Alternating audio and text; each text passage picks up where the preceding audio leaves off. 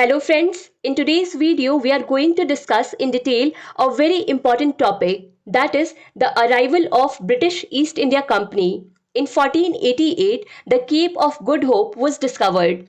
With this, a sea route was established between Europe to India and the rest of the eastern countries. European companies immediately started trading with eastern countries through the sea route because the Cape of Good Hope was discovered by Bartolomeu Dias, who was a Portuguese explorer. So, in the beginning, only Portuguese companies started using this sea route, and later, other European companies started trading through this sea route. Now, looking at the rest of the European companies, on December 31st, 1600, some businessmen from Britain also formed a company whose name was Governor and Company of Merchants of London Trading with East Indies. Now, don't get confused after hearing such a long name. Basically, we know this company by the name of British East India Company. To trade with India and other eastern countries, the British East India Company needed the permission of Queen Elizabeth of Britain. So he immediately took his scooter and reached Queen Elizabeth and gave a petition and told how East India Company can do good trade using this sea route and can make good profit. Queen Elizabeth immediately understood his point and passed a charter to East India Company. The East India Company was very happy after getting the charter because in the charter the East India Company was given monopoly for 15 years to trade with all the countries that come to the east of the Cape of Good Hope and to the west of Strait of Magellan.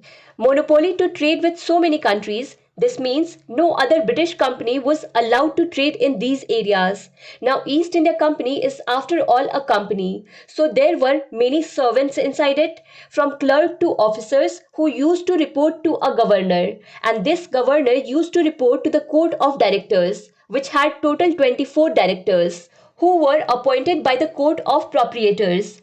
The company had been registered, permission had also been obtained for trading, still, it took 8 years to enter India. That is, despite being established in 1600, the East India Company reached India in 1608. The reason for this was that the trading companies of the other European countries, especially the Portuguese East India Company, had already arrived in India.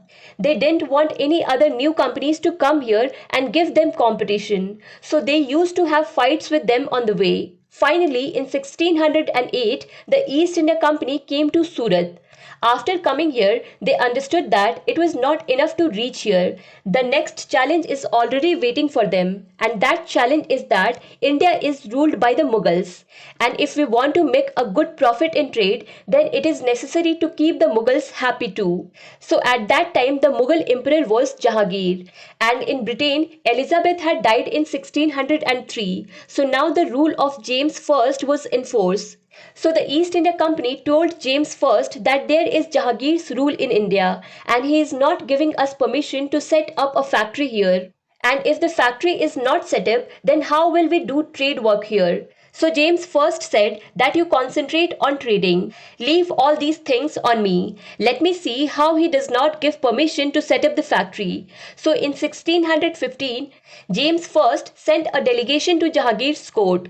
Sir Thomas Roe was leading this delegation. Thomas Roe had come here with a pledge that he would take Jahangir under his feast. He reached Jahangir's court. There he started living for some time. He tried to bribe Jahangir in every way, gave him all kinds of bribes. Whatever Jahangir liked, all kinds of services were delivered to him. The best thing of Europe were delivered to him. And finally, Jahangir got such an addiction to imported goods that in 1615, Jahangir gave permission to Britishers and said that stay wherever you want, build factories, do whatever you want. If anyone disturbs you, then come and tell me. Just a small demand of Jahangir was that whatever the royal facilities are there, they should be provided. So Jahangir wrote a letter to James I and said that this royal love of yours, let us keep getting that. I will not let your company face any kind of trouble in India. So this letter is available on Wikipedia. You can see if you want. In this way, the British East India Company started establishing its trading post, which was established in Surat in 1619, Madras in 1639, Bombay in 1668, and trading was ready in Calcutta in 1690. Now you must be thinking that in what things Britishers used to trade. So Britishers used to bring coffee and Persian horse and used to take cotton and silk clothes from here. And in addition, they also used to take saltpeter. So India was a very reliable supplier in saltpeter. Now what is this saltpeter? Basically, saltpeter is a very important component used in making gunpowder, and the whole of Europe needed it. So Britishers used to take it from India. India was a very reliable supplier of it. Now till 1647, British East India Company had set up 23 factories. Basically, what was the use of these factories? Britishers used these factories as warehouses where all the trading goods were kept. People used to live in it, and along with that, it had security guards too. Three of these factories were built on a very major scale. These factories were more like forts than factories.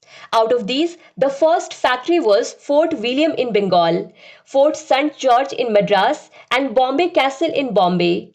After that, Mughal King Farrukhsiyar waived the custom duty of Britishers in 1717. He said that you can trade here without paying any custom duty, without paying any tax.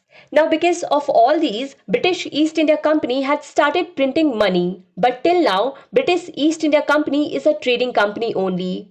After this, two very important events took place. Battle of Palasi and Battle of Buxar, which made the East India Company a political power in India from a trading company.